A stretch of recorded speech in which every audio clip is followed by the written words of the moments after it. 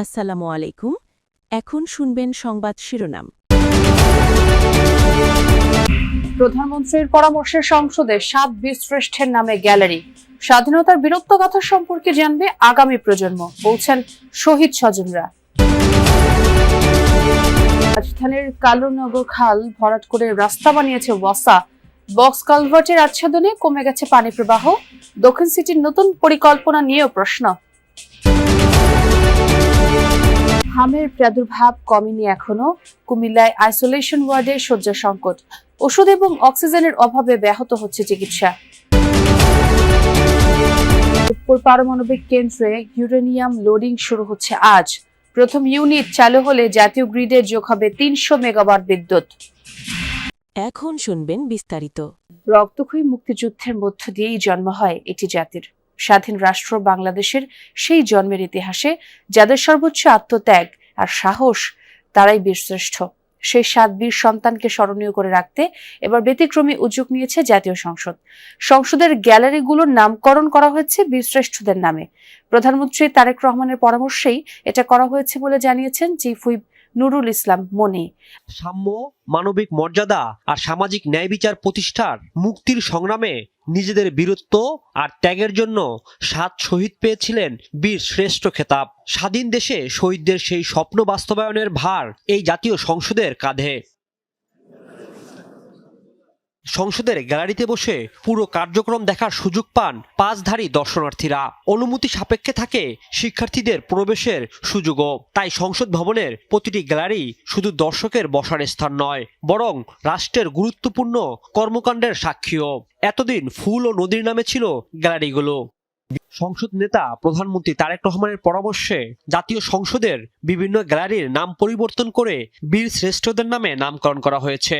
নতুন নামকরণ অনুযায়ী ভিআইপি গ্যালারি ১ বীরশ্রেষ্ঠ captain Mohiuddin Jahangir, VIP gallery ২ বীরশ্রেষ্ঠ সিপাহী হামিদুর রহমানের নামে করা হয়েছে। গ্যালারি ১ ও গ্যালারি ২ সাংবাদিকদের জন্য সংরক্ষিত।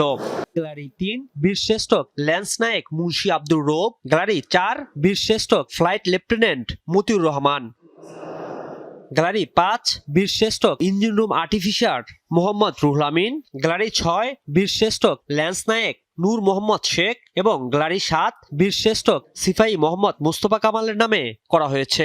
এছাড়া সংসদে প্রবেশের মূল ফটকের নামকরণ করা হয়েছে মুক্তিযুদ্ধের সর্বাধিনায়ক জেনারেল এম.এ.জি. ওসমানীর নামে। উদ্যোগের মধ্য দিয়ে দেশের গণতন্ত্রের প্রাণকেন্দ্র জাতীয় সংসদে স্বাধীনতার বীরত্ব গাথা স্থায়ীভাবে স্থান পেল বলে মনে করেন চিফ হুইপ। এমন উদ্যোগ মুক্তিযুদ্ধের সঠিক ইতিহাস জানতে সবাইকে উদ্বুদ্ধ করবে বলে মনে করেন উদ্যোক্তারা। এই সংসদের গ্যালারিগুলোর নামকরণের মধ্য দিয়ে সদস্যদের জন্য সেই বার্তাই মিলল। রাজধানীর কালুনগর খাল ভরাট করে রাস্তা তৈরি করেছে ওয়াসা। প্রায় ২ কিলোমিটার এই খালের অর্ধেকই বক্স কালভার্ট করে মৃত্যু নিশ্চিত করেছে সরকারি সংস্থাটি। প্রকল্পের পর প্রকল্প নেওয়া হলেও তাই প্রবাহ ফেরেনি কালুনগর খালে। এখন আর কোনো দায় নিচ্ছে না ওয়াসা। বর্তমানে খালটি তদারক সংস্থা দক্ষিণ সিটি বলছে খনন করে আবারও প্রবাহ ফেরানো হবে কালুনগর খালে। এই পরিকল্পনা কতটা বাস্তবায়ন করা যাবে তা নিয়ে প্রশ্ন তুলেছেন নগর পরিকল্পনাবিদ অধ্যাপক আদিল মোহাম্মদ খান। বুড়িগঙ্গা থেকে উৎপত্তি কালুনগর খাল। ৮০ দশকের শেষ দিকে বন্যা নিয়ন্ত্রণ বাঁধ তৈরি হলে এখানে খালের ওপর স্লুইস গেট বসে। বন্যার পাশাপাশি নিয়ন্ত্রিত হয় খালের পানি প্রবাহ। মৃত্যুর শুরু তখন থেকেই। বাঁধের ভেতর খাল পরিণত হয়েছে নালায়। এভাবে কয়েক শত মিটার পর্যন্ত খালের অস্তিত্ব পাওয়া যায়। এরপর হঠাৎই অদৃশ্য খাল। ৬ তলা একটি ভবন একেবারে খালের ওপর। ঘটনাস্থলে গিয়ে দেখার পর পরিষ্কার হয় বিষয়টা। এখান থেকে উন্মুক্ত খালকে পাঠিয়ে দেয়া হয়েছে মাটির নিচে বক্স কালভার্ট করে। ভবনটির পাশের জায়গাটুকু ঘিরে রাখা হয়েছে। অপেক্ষা এখন দখলের। এখান থেকে ৪০০ মিটার খালের উপর সড়ক। দুপাশে গড়ে উঠেছে উঁচু ভবন। রাস্তায় হাঁটলে কারো জানার উপায় নেই এখানেই একসময় প্রবাহিত হতো স্বচ্ছ পানি। পাখির চোখে পুরো খালের চিত্রটি দেখার চেষ্টা করেছি আমরা। টালি অফিসের সামনে এসে খালটি পুরো নাই হয়ে গেছে, আর এদিকে বউবাজারে এসেও এখানে খালটি নাই হয়ে গেছে। মাঝের প্রায় আধা কিলোমিটার খাল ভরাট করে সড়ক নির্মাণ করেছে সরকারি সংস্থাগুলো। ওয়াসাও খাল দখল করে তাদের স্থাপনা তৈরি করেছে। 1 বছর আগে খালের জায়গায় পাম্প স্টেশনটি তৈরি করে ওয়াসা, অথচ এখন অস্বীকার করছে সংস্থাটি। খালের এই অংশ আবর্জনায় ভরা, স্থানীয়রা যখন যা মন চায় তাই ফেলেছেন খালে। হাম রুবেলা রোগীর চাপ বেড়েছে দেশ জুড়েই। প্রতিটি হাসপাতালের মতো কুমিল্লা মেডিকেলেও এসব রোগীদের জন্য খোলা হয়েছে আলাদা আইসোলেশন ওয়ার্ড। তবে সেখানে নেই ওষুধ এবং অক্সিজেন, সে সাথে শয্যা সংকট তো আছেই। সরঞ্জামের এমন সংকটের কারণে ব্যাহত হচ্ছে চিকিৎসা সেবা।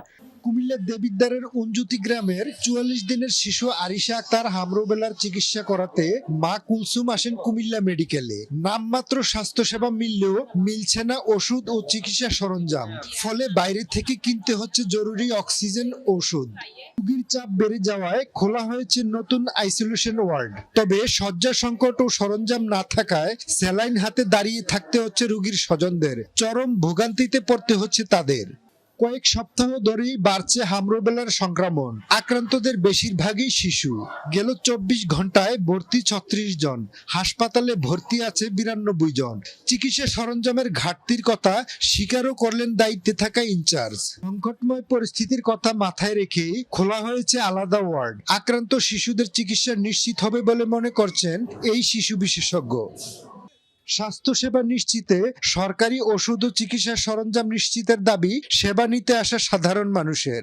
কাল পর্যন্ত মৃত্যু ছিল কক্সবাজার জেলায় 10 জন এবং 60 জন মতো ভর্তি ছিল গতকাল পর্যন্ত, এবং বিভিন্ন হাসপাতালে অবস্থান করছিল 183 জন, মাত্র 123 জন, এবং এর পরের স্থান হচ্ছে দীর্ঘ প্রতীক্ষার অবসান ঘটিয়ে অবশেষে আজ থেকে শুরু হতে যাচ্ছে পাবনার রূপপুর পারমাণবিক বিদ্যুৎ কেন্দ্রে জ্বালানি লোডিং কার্যক্রম। দুপুর 3টায় এই কার্যক্রম উদ্বোধন উপলক্ষে প্রকল্প এলাকায় অনুষ্ঠানের আয়োজন করা হয়েছে।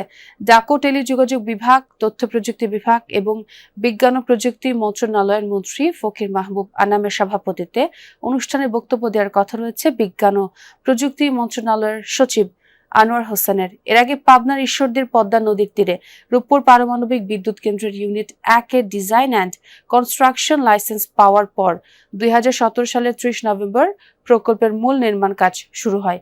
কাজ শেষে চলতি মাসের 16 তারিখে বাংলাদেশ পরমাণু শক্তি নিয়ন্ত্রণ কর্তৃপক্ষ প্রথম ইউনিটের জন্য কমিশনিং লাইসেন্স দেয়।